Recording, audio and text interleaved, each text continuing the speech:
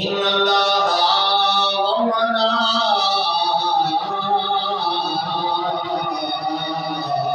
وملائكته يصلون على النبي يا أيها الذين آمنوا صلوا عليه وسلموا تسليما بارك الصلاة والسلام عليك يا سيدي يا رسول الله الصلاة والسلام عليك يا سيدي يا حبيب الله الصلاة والسلام عليك يا سيدي يا نور من نور الله وعلى آلك وصحابك يا سيدي يا نعمة الله۔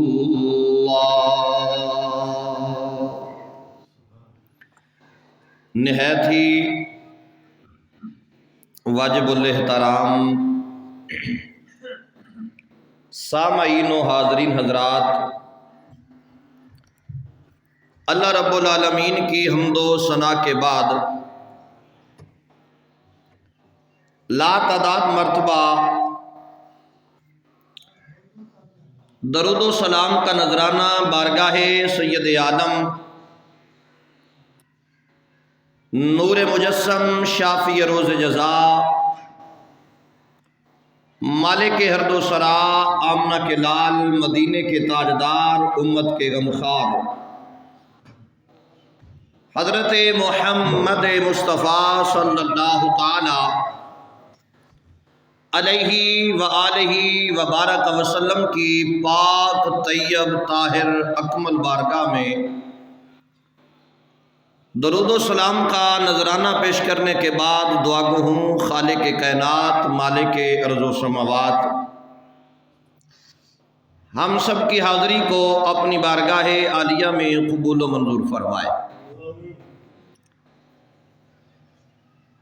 پچھلے تقریباً 2 یا 3 جمعے شان سیدنا صدیق اکبر رضی اللہ تعالی عنہ آپ کے حوالے سے آپ احباب کی خدمت میں عرض و نیاز پیش کرتا رہا، اور آج بھی سیدنا صدیق اکبر رضی اللہ تعالی عنہ آپ کا ہی ذکر خیر کرنے کی سعادت حاصل کروں گا۔ آج چاند کی 20 تاریخ ہے اور 22 تاریخ کو حضرت سیدنا صدیق اکبر رضی اللہ تعالی عنہ آپ کا یوم وصال ہے۔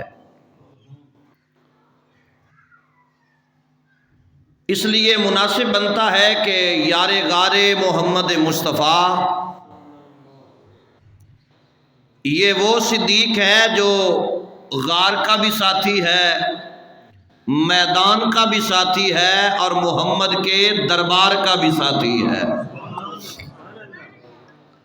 تو مناسب ہے کہ آج اس پاک ہستی کا ذکر خیر کیا جائے جس کو علی نے بھی اپنا امام مانا ہے، جس کو فاروق نے بھی اپنا امام مانا ہے۔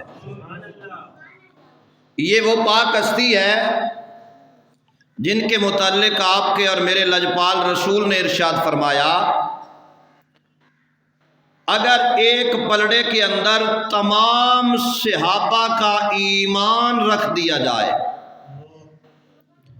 اگر ایک پلڑے میں صحابہ کی عزت اور عظمت میں کوئی شک نہیں ہے، اسے کوئی منفی سوچ کے ساتھ نہ سوچے، تمام نبی کے صحابہ عرفہ اور اعلیٰ ہیں، لیکن حضور کے اس فرمان میں ایک بہت بڑی حکمت ہے۔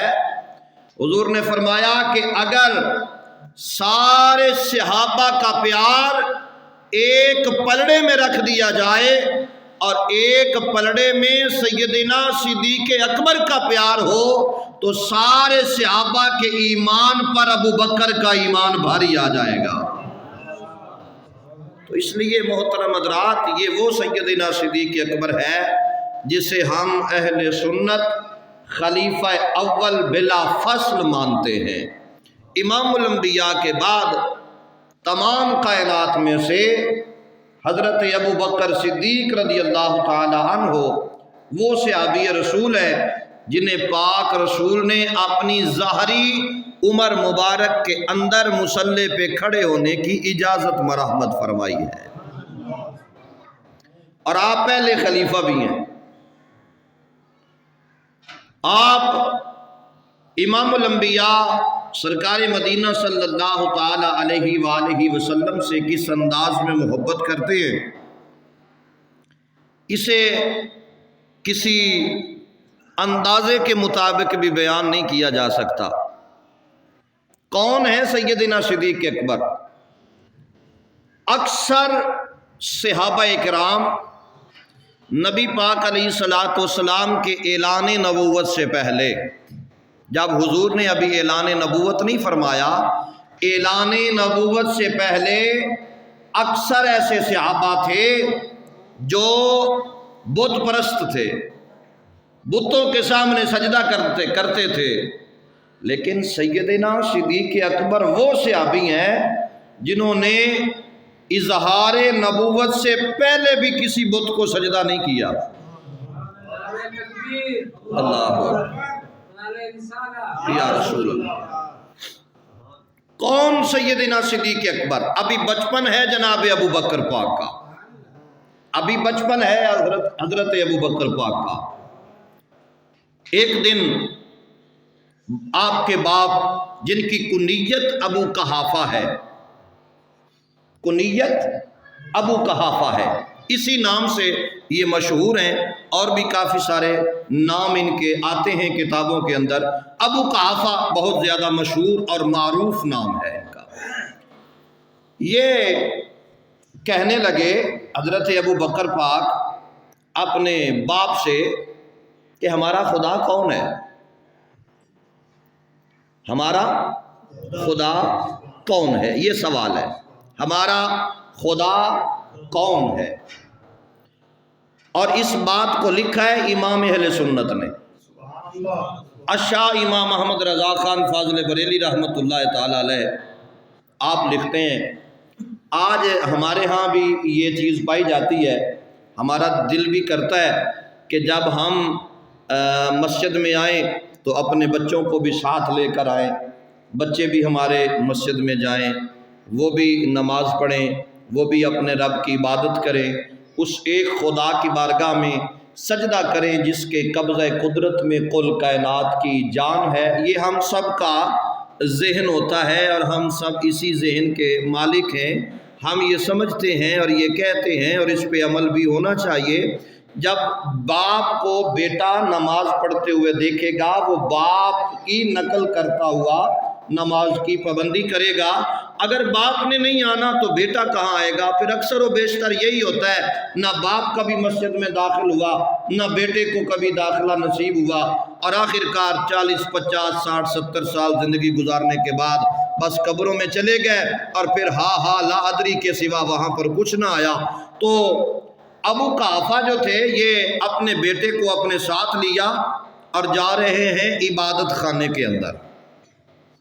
عبادت خانے میں جب پہنچے تو یہاں پر اعلیٰ حضرت نے ایک اور بات بھی لکھی ہے، فرماتے ہیں کہ جب ابو قحافہ جانے لگے بت خانہ میں، تیاری کی، گھر سے نکلنے لگے تو بیٹے کو دیکھا کہ آپ کھیل رہے تھے، بچپن کا عالم، چھوٹی سی ظاہری عمر، آپ کھیل رہے تھے۔ کہا بیٹا چلو آؤ ہم آج آپ کے سوال کا جواب دیتے ہیں۔ تو اس نیت سے بیٹے کو ساتھ لیا۔ آپ کھیل رہے تھے، اس وقت جو بھی کھیلنے کو چیز میسر تھی، کوئی کنکر تھا، کوئی روڑا تھا، یہ کھلونے تو اس وقت نہیں ہوتے تھے جو آج بچوں کے لیے میسر ہیں۔ تو جو بھی کھیلنے کو اس وقت چیز ملی اس سے آپ کھیل رہے تھے تو اسی طرح وہ چیز ہاتھ میں اٹھائی ہوئی ہے، کوئی پتھر ہے، کنکر ہے، روڑا ہے، وہ اسی طرح ہاتھ میں اور چل دیے۔ جب بت خانہ میں پہنچتے ہیں نا تو بیٹا باپ سے پوچھتا ہے ابا یہ کون ہے؟ کہا یہی تو ہمارے خدا ہے، یہی تو ہمارے خدا ہے۔ اچھا ابا رزق یہ دیتے ہیں؟ کہا ہاں بیٹا یہی رزق دیتے ہیں۔ یہ لباس بھی یہی دیتے ہیں؟ کہا جی لباس بھی یہی دیتے ہیں۔ یہی بارش برساتے ہیں، یہی رزق دیتے ہیں، یہی پانی کا انتظام کرتے ہیں، یہی ہمارے خدا ہیں۔ تو جب یہ بات سنی نا تو ایک بہت بڑا بت تھا، ان کا بتوں کا سردار تھا، وہ اس کے قریب آپ گئے اور جا کر کہا کہ مجھے بہت بڑی بھوک لگ رہی ہے، میرے لیے کھانے کا انتظام کیا جائے۔ حضرت سیدنا صدیق اکبر نے یہ بات کہی کہ مجھے بھوک لگ رہی ہے، میرے لیے کھانے کا انتظام کیا جائے۔ وہ نہ بولا، اس نے کب بولنا تھا۔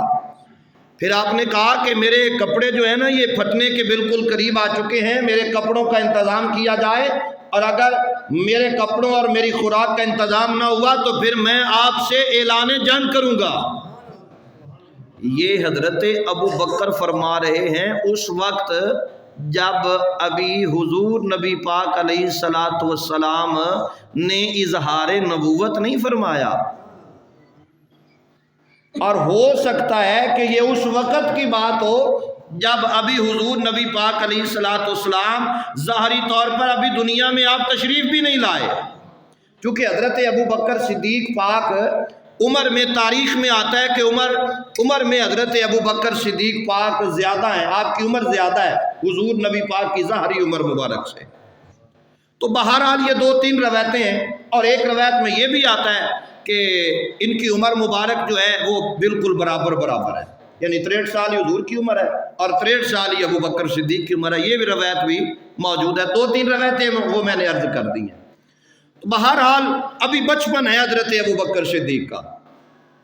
اب ہوا کیا، جب آواز نہ آئی تو آپ کے ہاتھ میں وہ کنکر تھا، روڑا تھا، آپ نے وہی اس بڑے جو ان کا بت بنا ہوا تھا جسے وہ خدا کہتے تھے، آپ نے حضرت ابو بکر نے اسے دے مارا، اس کے ناک پہ جا کے لگا اور ناک اس کا ٹوٹ گیا۔ آپ نے ابو قحافہ کی طرف اپنے باپ کی طرف دیکھ کر کہا ابا جی جو اپنا دفاع نہ کر سکے وہ ابو بکر کا خدا نہیں ہو سکتا۔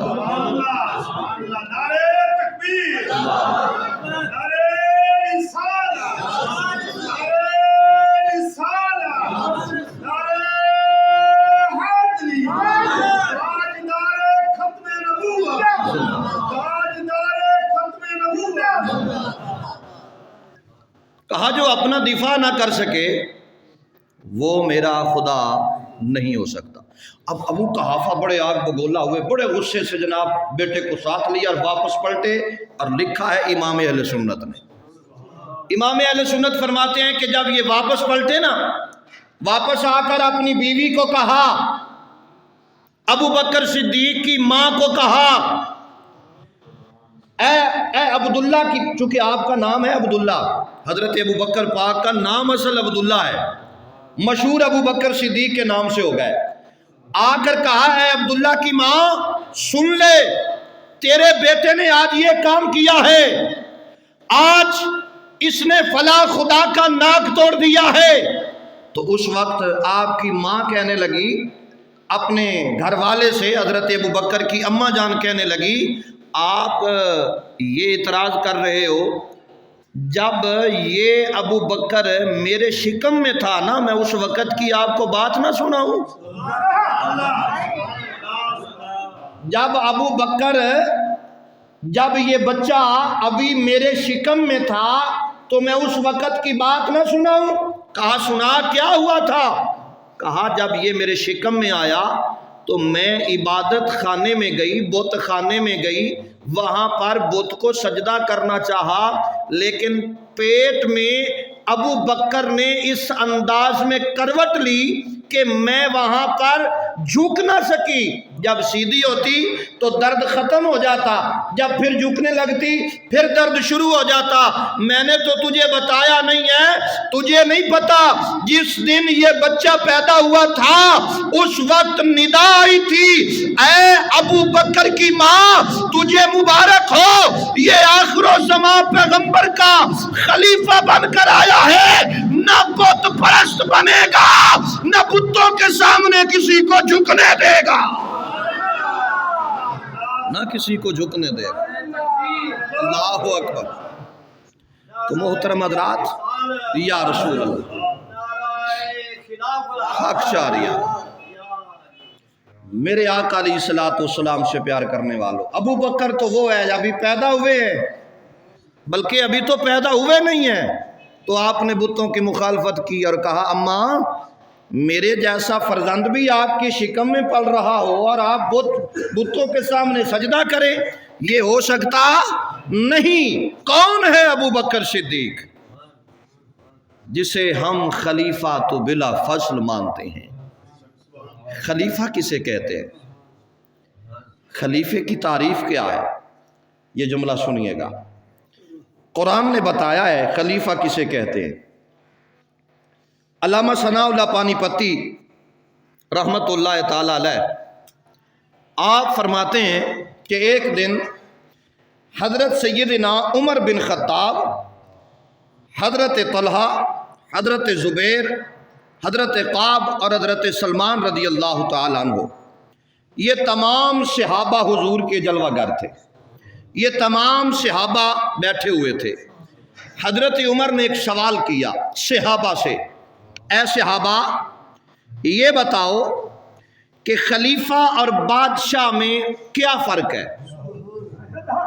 خلیفہ اور بادشاہ میں کیا فرق ہے؟ خلیفہ کسے کہتے ہیں, بادشاہ کسے کہتے ہیں؟ تو آئیے میں اس کی کوئی اپنی طرف سے کوئی وضاحت نہیں کروں گا.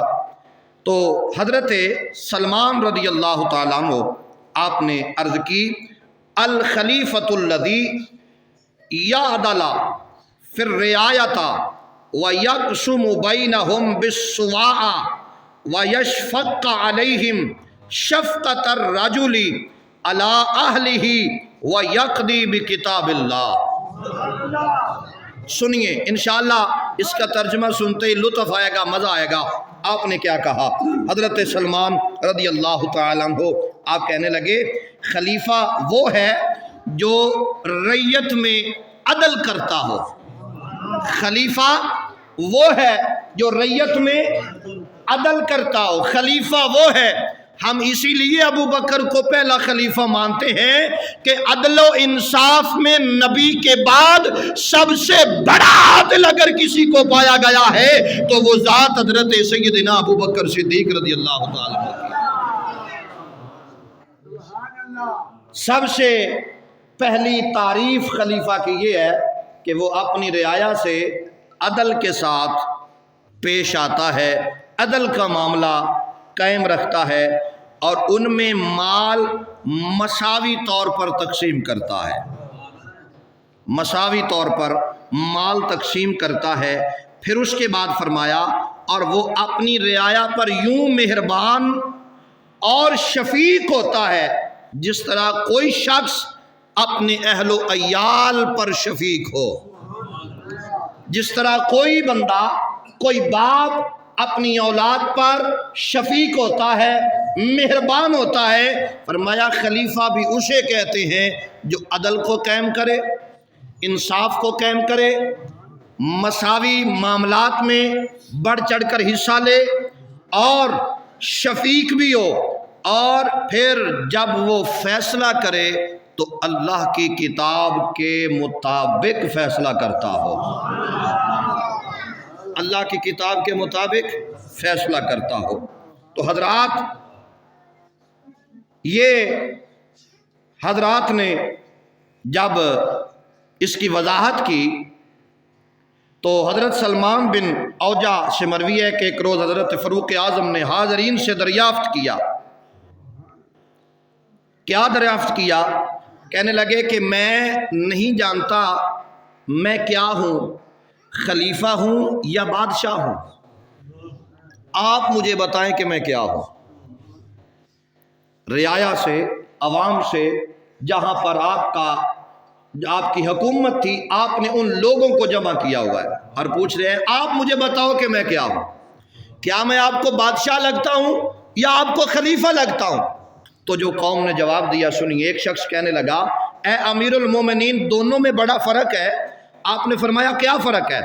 تو وہ کہنے لگا قال الخلیفۃ لا یاخذ الاحق ولا یدعه الا فی حق وانت بحمد اللہ کذالک والملک یاسف الناس۔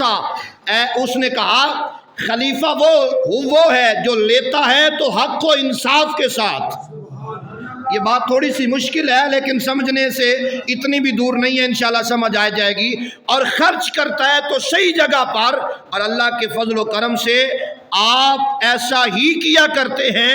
بادشاہ وہ ہوتا ہے جو لوگوں پر ظلم و ستم بھی کرتا ہے، اس سے یقیناً کوئی ایسی کمی کوتاہی بھی ہو جاتی ہے۔ یہ سن کر حضرت فاروق اعظم خاموش ہو گئے اور ندا آئی، آواز آئی کہ ہم پہلے خلیفے کو بھی سلام کرتے ہیں اور دوسرے خلیفے کے عدل کو بھی سلام کرتے ہیں۔ اللہ اکبر، یا رسول اللہ۔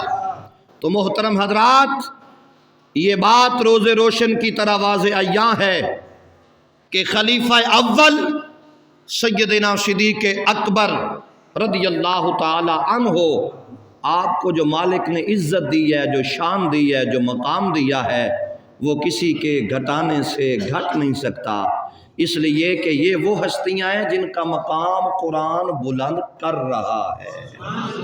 تو یہ قرآن کا خاصہ ہے، یہ قرآن کی عظمت ہے، یہ قرآن کی شان ہے، یہ قرآن کا مقام ہے۔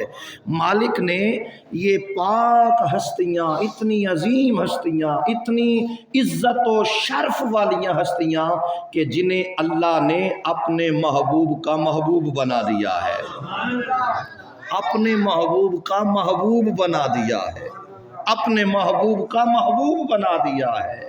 وہ سیدنا صدیق اکبر جن کا یوم وصال 22 تاریخ کو ہے اور آج 20 تاریخ ہے چاند کی، تو اسی ماہ کی 22 تاریخ کو آپ کا وصال ہے۔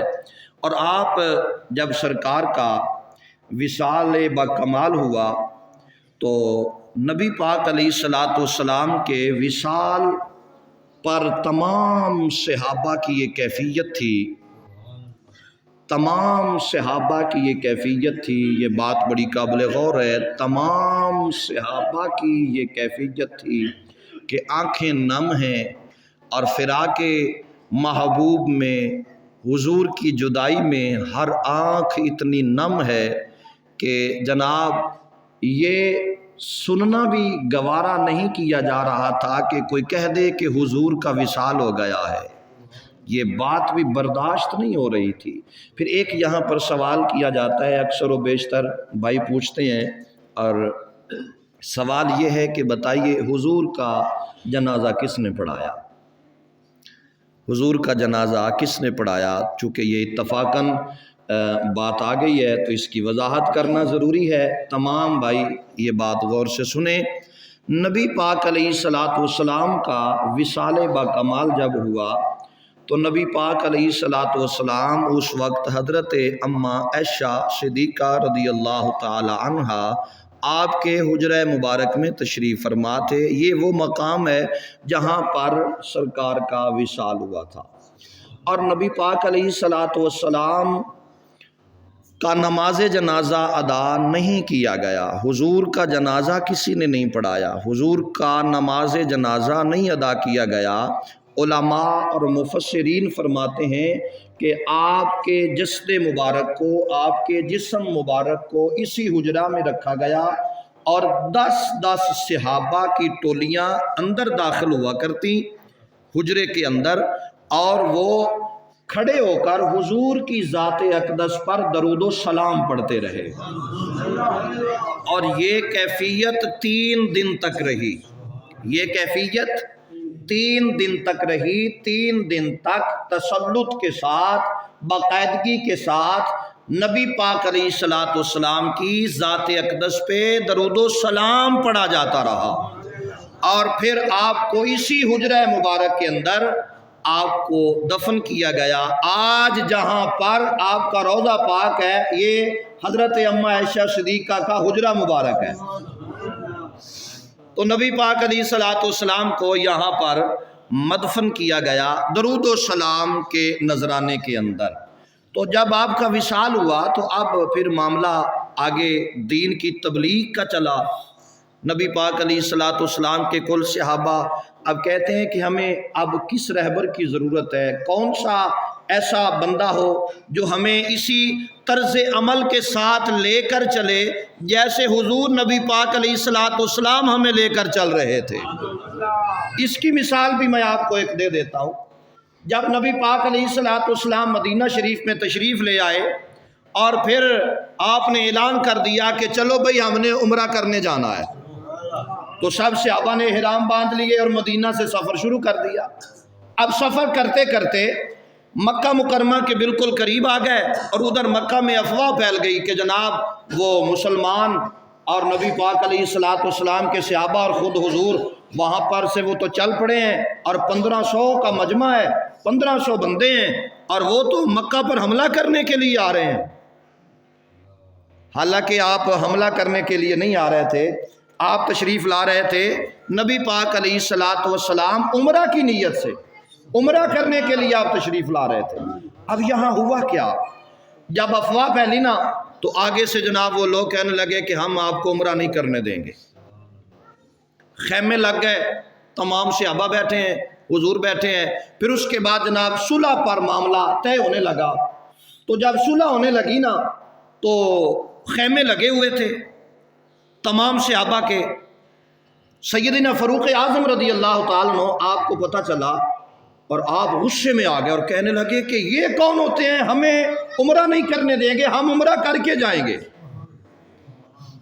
آپ غصے کی عالم میں نبی پاک علیہ الصلوۃ والسلام کے خیمے میں تشریف لے گئے، اور جاتے ہی عرض کرنے لگے یا رسول اللہ کیا آپ اللہ کے سچے نبی نہیں ہیں؟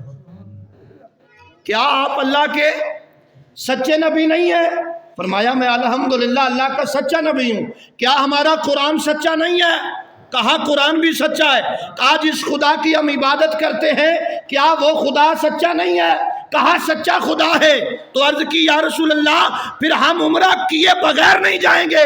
فرمایا عمرہ ہم ضرور کریں گے یا رسول اللہ، آپ نے مدینے سے ہمیں آپ لے کر چلے کہ عمرہ کر کے آئیں گے، اب یہاں سے ہم خالی پلٹ جائیں یہ نہیں ہو سکتا۔ حضور نے فرمایا اے عمر میں نے عمرہ کرنے کے لیے کہا تھا، یہ تو نہیں کہا تھا کہ ہم ابھی کر کے واپس آئیں گے۔ یہ جملہ بڑا قابل غور ہے، تھوڑا سا سمجھنے کے لیے نا آپ کا بالکل حاضر و ناظر ہونا ضروری ہے۔ یہ بات کہی نا سرکار نے تو آپ پھر واپس پلٹے اور سیدھے گئے حضرت ابوبکر صدیق کے پاس۔ وہاں پر کیا دیکھا کہ باقی جتنے صحابہ تھے نا وہ بہت زیادہ پریشان بیٹھے تھے، بہت زیادہ پریشان بیٹھے تھے۔ حضرت ابوبکر صدیق کو دیکھا تو وہ جناب مسکرا بھی رہے تھے اور کھجوریں کھا رہے تھے۔ تھوڑا جا اونچا بولے آجے ذرا سبحان اللہ۔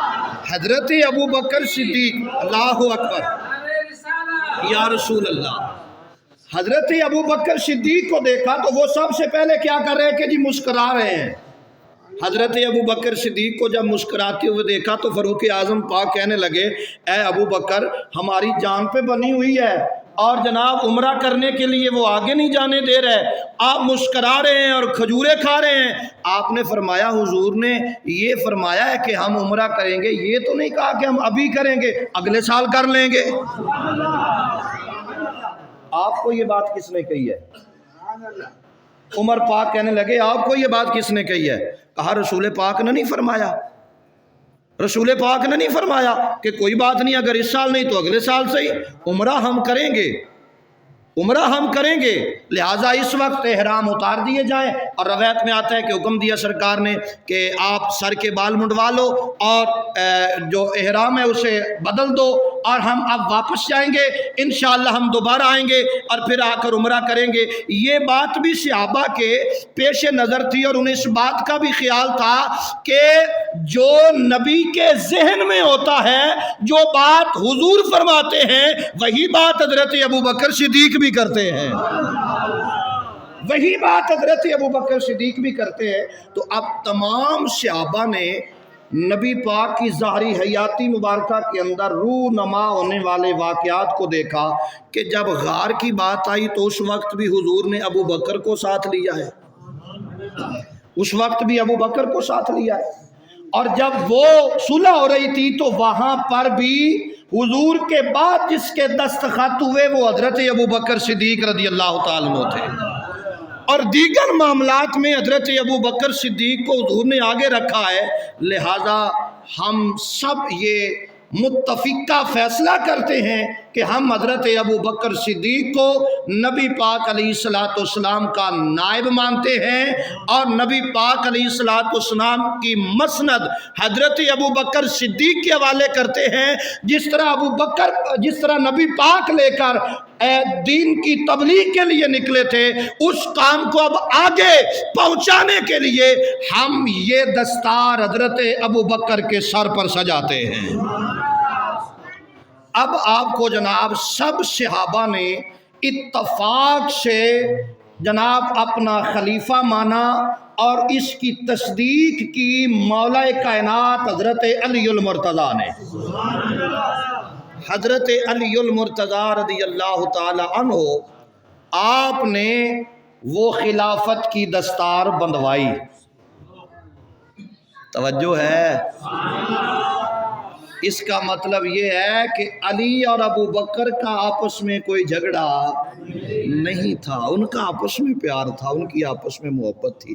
اچھا، چونکہ وقت بالکل قریب ہو چکا ہے اور میں بات کو کلوز کر رہا ہوں، جس بندے کے ساتھ عداوت ہو، دشمنی ہوئے، لڑائی ہوئے، جھگڑا ہوئے، بندے وہ جنازے تے نہیں جاندے، ایویں گل ہے، اکثر و بیشتر ایویں ہوندا ہے۔ قریبی رشتہ بھی باویں ہو گئے، لڑائی جو بن گئی، عداوت جو بن گئی ہے، جھگڑا جو بن گیا ہے، بھائی اسا جنازے تے نہیں جاندے، باویں سارا ٹبر مر جاوے، اسی جنازے تے نہیں جاندے۔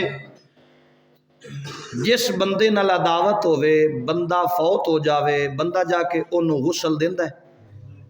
تو انہوں پتہ ہے حضرت ابو بکر پاک دا 22 تاریخ نو، چاند دی 22 تاریخ نو وصال ہویا، تے آپ نو غسل کہہ دیتا ہے۔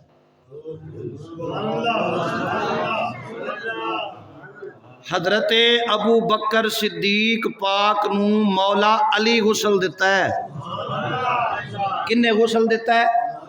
سارے بولو، کہہ دیتا ہے مولا علی پاک سرکار حضرت ابو بکر صدیق نو غسل دیتا ہے، اور نبی پاک دے پہلے خلیفہ حضرت ابو بکر صدیق پاک نے اپنی ظاہری حیاتی مبارکہ دے اندر وصیت کی تھی، اور فرمایا اے علی، جویں تساں نبی پاک نو غسل دیتا ہے نا، جدوں میرا وصال ہو جاوے میری وصیت ہے کہ تساں آپ مینو غسل دیونا ہے، تسی آپ مینو غسل دینا ہے۔ حضرت علی المرتضیٰ نے غسل دے کے دسیا ہے، کوئی دشمن ہوئے نا انہوں کوئی نہیں غسل دیندہ، اپنے انہوں غسل دیتا جاندہ ہے۔ اور نبی پاک علیہ السلام دے غلاموں تے دوسری وصیت بھی حضرت ابو بکر صدیق نے مولا علی دے نال کی تھی۔ اور بھی روایتاں نے کہ آپ اپنے بیٹے نو بلایا تے انہوں نے آ کے آکھیا، تے حضرت سیدنا فاروق اعظم نے آکھیا، کتاباں دے وچ روایات موجود نے۔ میں ایک روایت پڑھنا چاہنا کہ جدو آپ دا وقت وصال قریب آیا نا، تے حضرت ابو بکر صدیق پاک کول ادوں حضرت عثمان پاک، مولا علی پاک، حضرت عمر فاروق پاک، دیگر صحابہ یہ حاضر نے، تے آپ نے فرمایا بھی جدو میرا وصال ہو جائے گا تے مینوں کیڑے پاسے لے کے جاؤ گے، یعنی میری قبر کتھے بناؤ گے؟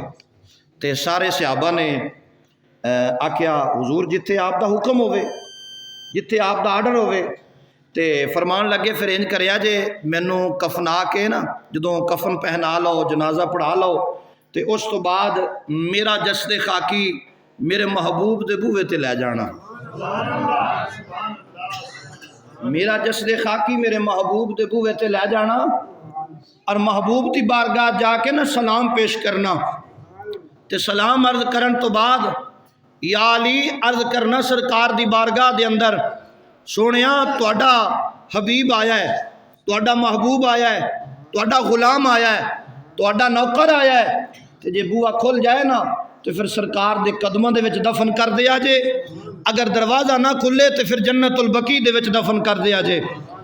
آؤ لڑائیاں تے جھگڑے مکاؤ، اے کوئی گل جھگڑے تے فساد والی کرن والی نہیں، اتفاق علماء دا نبی پاک دے غلاموں حضرت ابو بکر صدیق پاک دا نماز جنازہ ادا کیتا گیا، آپ نو کفن پہنایا گیا، تمام نبی دے صحابہ کلمہ دے ورد دے اندر لے کے روضہ رسول تے اپڑے جا کے جسد خاکی پاک امام الانبیاء دے روضہ اطہر دے دروازے دے سامنے رکھیا، عرض کیتی یا رسول اللہ آپ کا چاہنے والا، آپ کا غلام، آپ کا نوکر، آپ کا ماننے والا، آپ کا عقیدت مند، یا رسول اللہ آپ کا ابو بکر آیا ہے، آپ کا ابو بکر آیا ہے، آپ کا ابو بکر آیا ہے۔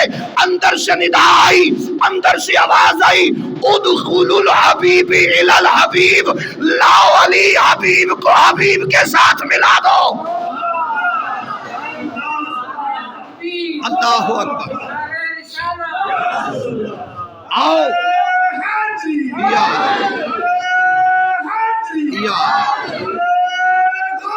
یا غوث اعظم، زندہ باد زندہ باد زندہ باد، لاؤ حبیب کو حبیب کے ساتھ ملا دو۔ اچھا ایک سوال کرنا چاہتا ہوں، پڑھے لکھے احباب تشریف فرما ہیں، علماء اور نبی پاک کے غلام بیٹھے ہیں، پڑھے لکھے احباب بیٹھے ہیں، نبی پاک علیہ الصلوۃ والسلام سے محبت کرنے والے بیٹھے ہو، مجھے بتاؤ دروازہ تو بند تھا، پھر یہ دروازہ کھولا کس نے؟ دروازہ بند تھا، دروازہ کھولا کس نے؟ دروازہ بند تھا، دروازہ کھولا کس نے؟ اگر نبی پاک مر کر مٹی میں مل گئے تو آواز کس نے دی تھی؟ ماننا پڑے گا اہل سنت کا عقیدہ سچا ہے، نبی کے غلاموں، میرے آقا سے پیار کرنے والوں، وہ ندا کسی اور کی نہیں تھی، وہ ندا اس کی تھی جس کی شان یہ ہے وَمَا أَرْسَلْنَاكَ إِلَّا رَحْمَةً لِلْعَالَمِينَ، جس کی شان یہ ہے وَالضُّحَىٰ وَاللَّيْلِ إِذَا سجا، جس کی شان یہ ہے وہ خدا ہے جو الحمدللہ رب العالمین ہے، اور یہ مصطفیٰ ہے جو کل کائنات کے لیے رحمت للعالمین ہے۔ تو محترم حضرات، پھر جب ندا آتی ہے، جب صدا آتی ہے، پھر دروازہ کھل جاتا ہے، تو پھر حضرت ابو بکر صدیق کو پہلوے محمد مصطفیٰ میں دفن کر کے بتایا جاتا ہے ایک قبران نال دشمن نہیں رکھے جاندے۔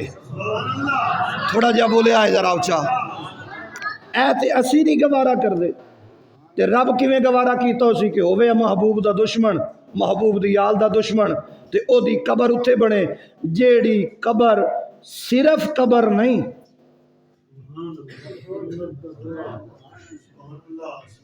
اچھا بعض بندے اے آکشن جناب ایک جڑی جنت اے جتھے سرکار دا روضہ پا کے اے جنت دے باغاں چوں ایک باغ ہے، بعض بندے آکشن حضور دا فرمان ہے قبر المومن روضۃ من ریاض الجنہ، مومن دی قبر جنت دا باغ، مومن دی جڑی قبر ہے وہ جنت دے باغاں وچ باغ ہے۔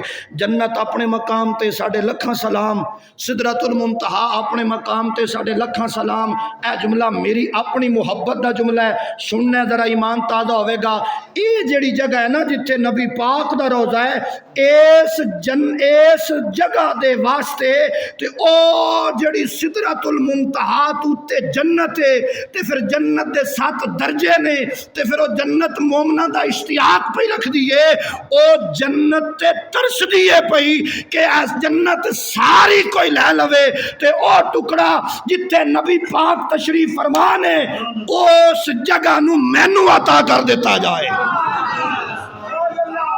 یہ وہ مقام ہے، یہ وہ جگہ ہے جڑی عرش اولا تو بھی اعلیٰ، پہلے آسمان تو آلہ، دوسرے تو آلہ، تیسرے تو آلہ، چوتھا پنجواں چھواں ستواں سدرۃ المنتہا، خدا دی خدائی دے اندر اس مقام تو ود کے کوئی مقام نہیں جتھے اج میرے نبی دا روضہ مبارک تے جڑے اس روضے دے وچن تھوڑا جا اچھا بولے جڑے اس روزے دے وچن پھر انہاں دا شان کی ہوئے گا، پھر کہنا ہی پوے گا صداقت کا علم بردار بھی صدیق اکبر ہے، عدل کا علم بردار بھی صدیق اکبر ہے، محمد دا یار بھی صدیق اکبر ہے، محمد عربی نبی پاک علیہ السلام دے دین دا وفادار بھی ابو بکر ہے۔ کون ابو بکر؟